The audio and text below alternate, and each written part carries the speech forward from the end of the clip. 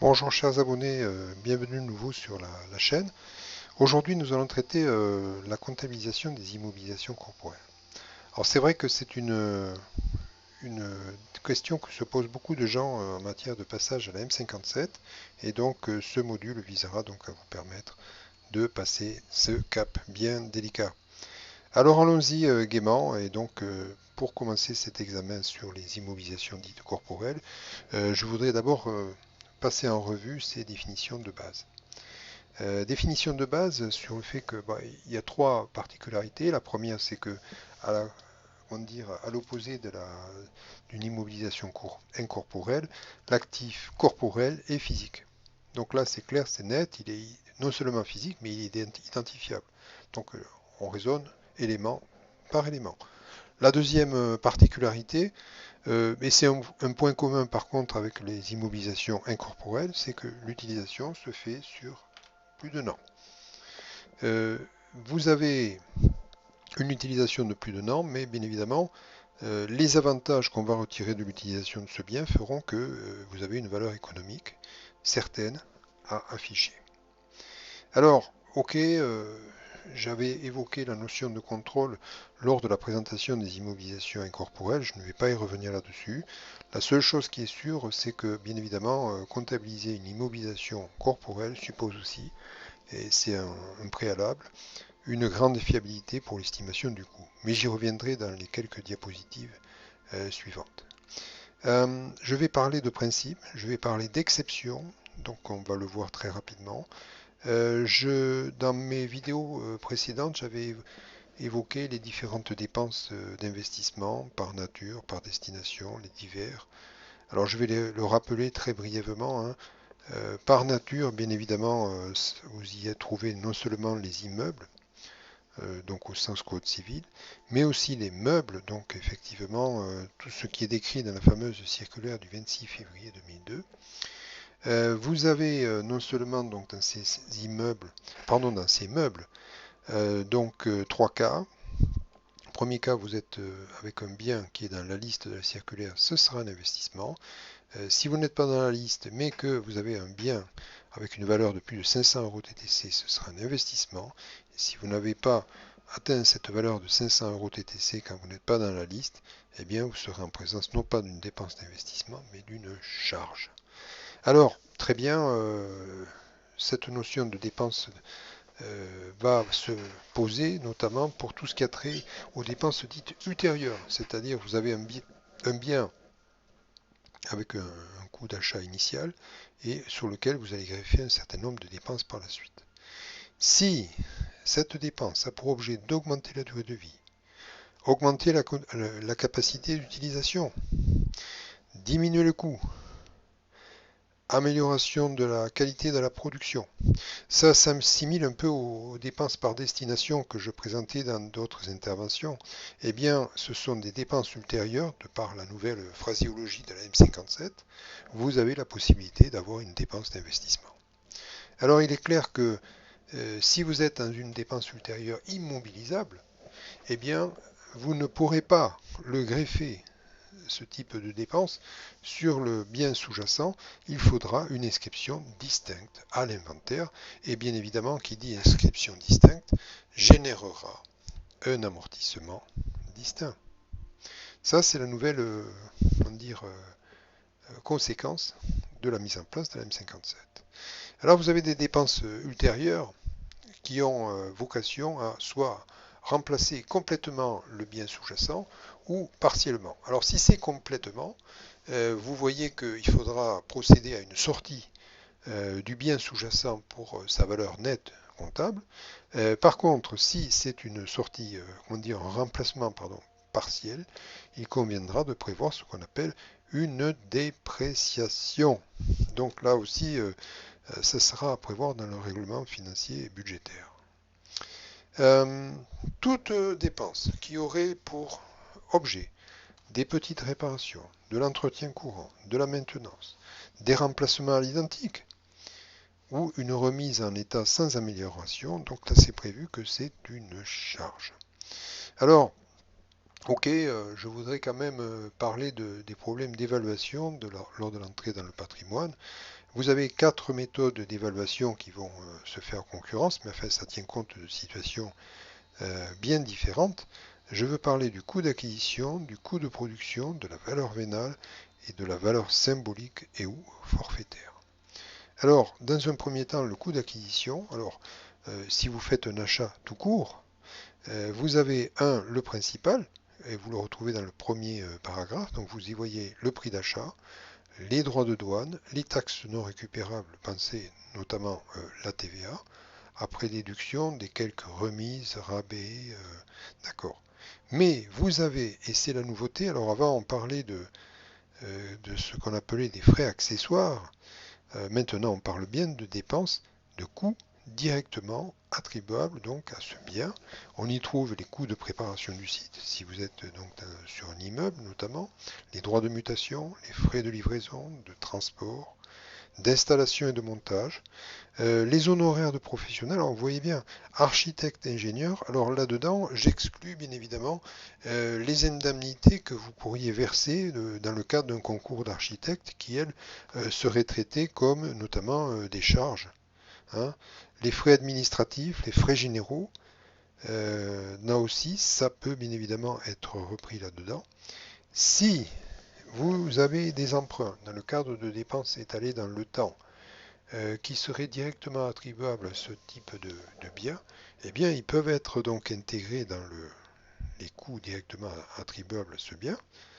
Attention, si vous le faites, bien évidemment, toutes les autres dépenses suivront la même méthode. Donc, il y aura une véritable généralisation qui va se faire.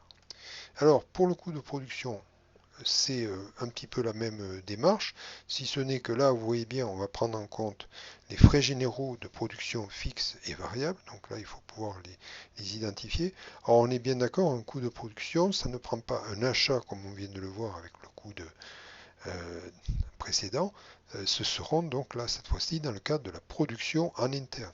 Vous allez prendre les charges directes de production, des charges indirectes, et vous voyez des coûts de démantèlement, d'enlèvement, le coût des emprunts, le cas échéant.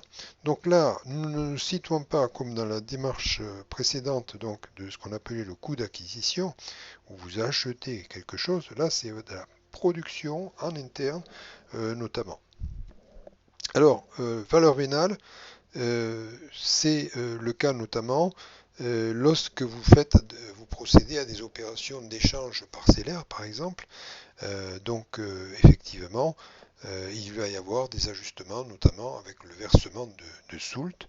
Mais bon, la valeur vénale fait partie de ces valorisations qu'on peut avoir pour un bien. Enfin, la valeur symbolique ou forfaitaire, donc il y a un certain nombre de biens qui ne sont pas des biens historiques et culturels, donc vous le voyez, des sites naturels avec des lacs, des étangs, des cimetières, donc ce ne sont pas des éléments qui sont classés. Donc vous avez une évaluation forfaitaire, mais qui ne sera pas révisable dans le temps, on ne pourra pas y mettre une dépréciation ou des choses comme ça.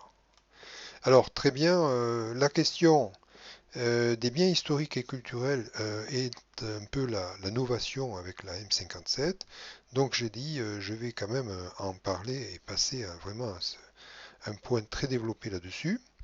Donc d'abord, bien avoir à l'esprit que ces biens historiques et culturels sont composés d'immeubles et de meubles. Donc là, c'est un peu le même esprit que pour les biens par nature.